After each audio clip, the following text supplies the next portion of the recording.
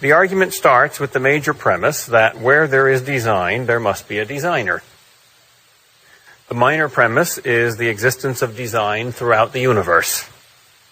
The conclusion is that there must be a universal designer. Why must we believe the major premise, that all design implies a designer? Well, everyone admits this principle in practice. For instance, suppose you came upon a deserted island and found the words SOS written in the sand on the beach. You would not think that wind or waves had written it by mere chance, but that someone had been there. Someone intelligent enough to design and write the message.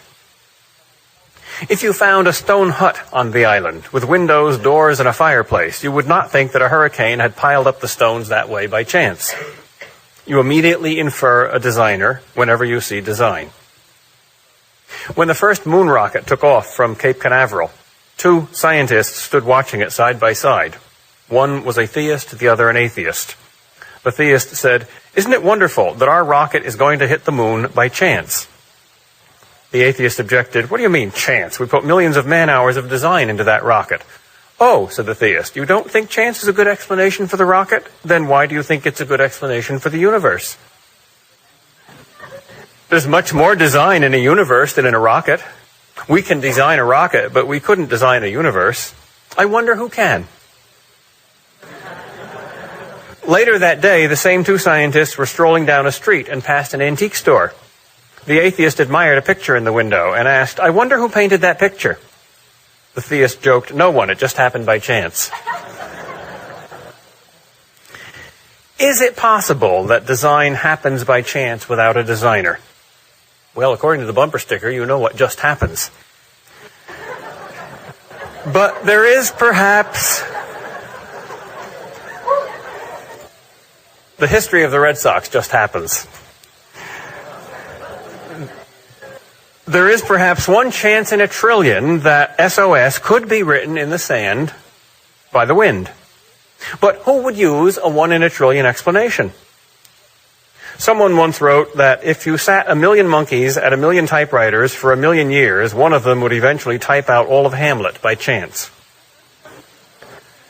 But when we find the text of Hamlet, we don't wonder whether it came from monkeys. Why then does the atheist use that incredibly improbable explanation for the universe? Clearly because it is his only chance of remaining an atheist. At this point, we need a psychological explanation of the atheist rather than a logical explanation of the universe.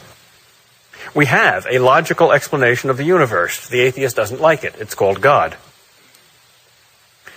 There is one especially strong version of the argument from design that hits close to home because it's about the design of the very thing we use to think about design, our brains.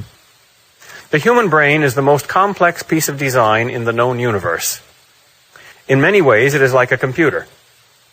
Now, just suppose there were a computer that was programmed only by chance.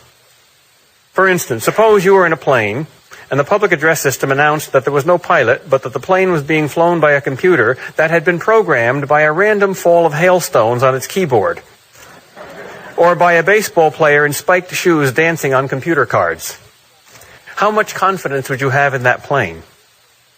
But if our brain computer has no cosmic intelligence behind the heredity and environment and whatever else, including natural selection, that may have programmed it, then why should we trust it when it tells us about anything, even about the brain, or heredity, or environment, or natural selection?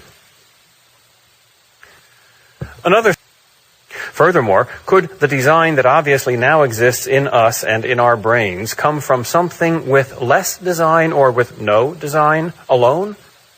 Such an explanation violates the principle of causality, which states that you can't get more in the effect than you had in the sum total of all its causes.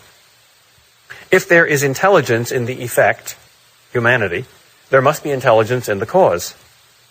But a universe ruled by blind chance has no intelligence. Therefore, there must be a cause for human intelligence that transcends the universe, a mind behind the physical universe.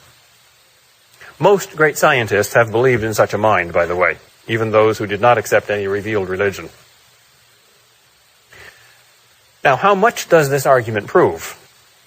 a very thin slice of what a Christian means by God. But it proves a thick enough slice to refute the atheist. Some designing intelligence great enough to account for all the design in the universe and the human mind. Well, if that's not God, what is it? It's not Steven Spielberg.